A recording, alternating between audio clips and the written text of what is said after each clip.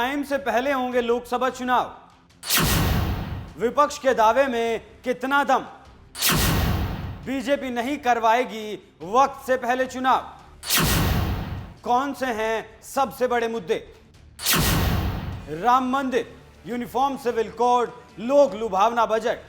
लोकसभा चुनाव की तारीखों का भी ऐलान भी नहीं हुआ कि राजनीतिक पार्टियां अपनी गोटियां सेट करने में लगी हैं, सब अपना कुनबा बढ़ा रही हैं। बीजेपी विपक्ष को तोड़ने में लगी है, विपक्ष कुछ और दलों को अपने साथ लाने की जद्दोजहद में लगा है। ये तो इस वक्त की आम बात है, लेकिन खास बात है कि लोकसभा चुनाव की तारीखों का अभी ऐलान नहीं हुआ है। आम चुनाव अक्सर अप्रैल और मई के महीने में कराए जाते हैं, लेकिन विपक्ष को डर है कि मोदी लोकसभा के चुनाव वक्त से पहले करवाने की कोशिश कर रहे हैं। तो आज आपको बताएंगे कि विपक्ष के इस डर का सच क्या है।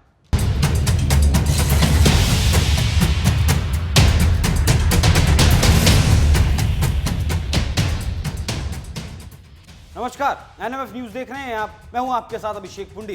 बिहार के मुख्यमंत्री नीतीश कुमार और बंगाल की मुख्यमंत्री ममता बनर्जी का यह कहना है कि लोकसभा चुनाव वक्त से पहले करवाए जा सकते हैं। ये बात नीतीश कुमार ने दूसरी बार दोहराई है। इससे पहले नीतीश कुमार जून के महीने में भी अपना ऐसा डर जाहिर कर चुके हैं। उस वक्त नीतीश का कहना था कि जरूरी नहीं है कि लोकसभा चुनाव अगले साल यानी 2024 में ही हो, इस साल के आखिर में भी करवाए जा सकते हैं। और अब ममता ने कहा है कि बीजेपी 3 राज्यों को हारकर लोकसभा चुनाव में नहीं उतरना चाहती। ममता का इशारा मध्य प्रदेश, छत्तीसगढ़ और राजस्थान की तरफ था, लेकिन इन दोनों नेताओं के डर में आखिर दम कितना है, आज उसे परखते हैं।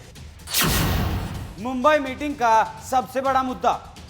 31 अगस्त और 1 सितंबर को विपक्ष की मुंबई में बैठक होने वाली है और इस बैठक का सबसे बड़ा मुद्दा भी तय वक्त से पहले लोकसभा चुनाव अगर होते हैं तो क्या किया जाएगा, यही रहने वाला है। हालांकि सीट बंटवारे पर भी मोहर लगने की संभावना है। संयोजक के नामों का भी ऐलान किया जा सकता है और जैसे ही संयोजकों के नामों का ऐलान होगा, टूट फूट भी नजर आ सकती है, क्योंकि नीतीश कुमार का नाम संयोजक की रेस में शुरू से ही चल रहा है और अब मल्लिकार्जुन खड़गे का नाम भी सामने आने लगा है। 11 सह संयोजक बनाने की बात सामने आई है, लेकिन दल 26 हैं और अगर मान भी लिया जाए कि 11 सह संयोजक बनाए जाएंगे और कांग्रेस पार्टी से संयोजक बनाया जा सकता है, तो कुल मिलाकर 12 संयोजक और सह संयोजक हो जाते हैं और फिर भी 14 दल खाली हाथ रह जाते हैं, तो पेच तो फंसना लाजमी है। विपक्ष के डर में कितना दम। विपक्षी खेमे इंडिया के नेताओं के दावे और कानाफूसी में काफी दम भी नजर आता है। बीजेपी में भी समय से पहले चुनाव कराने पर मंथन चल रहा है, लेकिन इस पर पार्टी नवंबर में होने वाले विधानसभा चुनाव के बाद पत्ते खोलेगी, ऐसी खबरें आ रही हैं। नवंबर में 5 राज्यों में विधानसभा चुनाव होने वाले हैं, तो जब नवंबर में 5 राज्यों में विधानसभा चुनाव होंगे तो किसी भी कीमत पर इस साल तो लोकसभा चुनाव नहीं हो सकते। तो नीतीश को जो डर है कि इस साल लोकसभा में के चुनाव करवाए जा सकते हैं, उस दावे में तो कतई दम नजर नहीं आता। जनवरी तक किसी कीमत पर नहीं होंगे लोकसभा चुनाव। 9 साल पहले यानी 2014 में मोदी लहर के बीच बीजेपी ने प्रचंड जीत के साथ सत्ता संभाली थी और 2019 के चुनाव में 2014 की जीत से भी बड़ी जीत हासिल की गई थी। इस बार भी मोदी मैजिक देखने को मिला था। याद करिए, दोनों चुनाव अप्रैल मई के महीने में संपन्न कराए गए थे। अब याद करिए 2004 का लोकसभा चुनाव और उसके नतीजे। बीजेपी गठबंधन ने टाइम से पहले चुनाव कराने का फैसला लिया था 13 मई को। तपती गर्मी के बीच 2004 के चुनाव के नतीजे आए थे और इंडिया शाइनिंग के नारे की हवा निकल गई थी। 10 साल तक एनडीए सत्ता से दूर हो गया था, तो ऐसा कहा जा सकता है कि जो गलती पहले दोहराई गई थी वो गलती इस बार नहीं दोहराई जाएगी। इसके बाद से देश में आम चुनाव गर्मी में ही होते रहे हैं। पश्चिम बंगाल की मुख्यमंत्री और नीतीश कुमार भी राजनीति के धुरंधरों में गिने जाते हैं। दोनों नेताओं ने वक्त से पहले आम चुनाव होने की संभावना भी जाहिर की है। इन दोनों ने संभावनाओं की खेल को और ज्यादा हवा देने का काम किया है, क्योंकि बीजेपी के कई नेता राम मंदिर के उद्घाटन के बाद आम चुनाव के संकेत दे चुके हैं, मगर ये तय है कि ममता बनर्जी के दावे के मुताबिक लोकसभा चुनाव 2024 दिसंबर और जनवरी में नहीं होने वाले।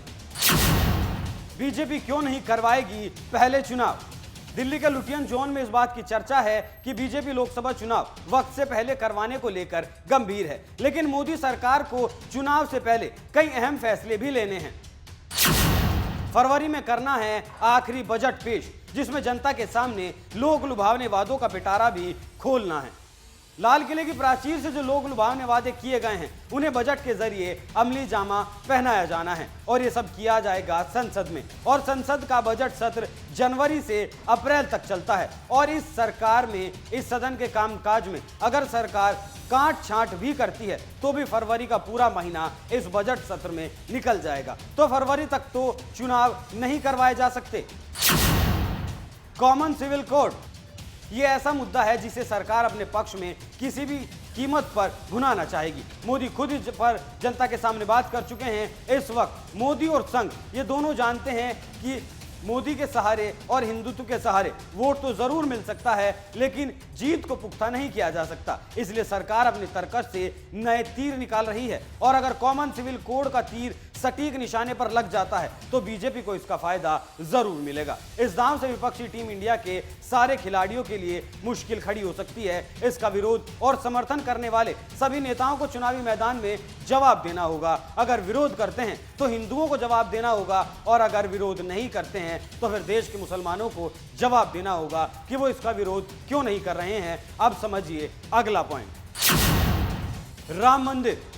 जनवरी के तीसरे हफ्ते में राम मंदिर का उद्घाटन होना है। इस उद्घाटन के मुद्दे को भी बीजेपी ने खूब बुनाया था क्योंकि विपक्ष का कहना था कि राम मंदिर तो बनाएंगे लेकिन तारीख नहीं बताएंगे। तो ऐसे में तारीख का ऐलान जब हो चुका है तो इस मुद्दे का बीजेपी फायदा उठाए बिना आखिर कैसे रह सकती है, क्योंकि 3 दशकों से राम मंदिर का मुद्दा बीजेपी के लिए प्रमुख मुद्दों में से एक रहा है। तो बजट और राम मंदिर के मुद्दों को भुनाते हुए बीजेपी मार्च के महीने में चुनाव में एंट्री कर सकती है और प्रचार प्रसार के बाद अप्रैल का महीना आना स्वाभाविक सी बात है। लेकिन कहते हैं राजनीति का ऊंट कब किस करवट बैठ जाए वो कहा नहीं जा सकता। हालांकि इतना जरूर कहा जा सकता है, अगर राम मंदिर और लोक लुभावने बजट को लेकर सरकार अगर जनता के बीच जाती है तो उसे जाहिर तौर पर इसका फायदा मिलेगा और बीजेपी इस फायदे को दरकिनार नहीं कर सकती। हालांकि वक्त से पहले आम चुनाव होने का डर विपक्ष के भीतर भी पसरा हुआ है, क्योंकि अगर वक्त से पहले चुनाव होते हैं तो विपक्ष को अपनी चुनावों की तैयारी करने का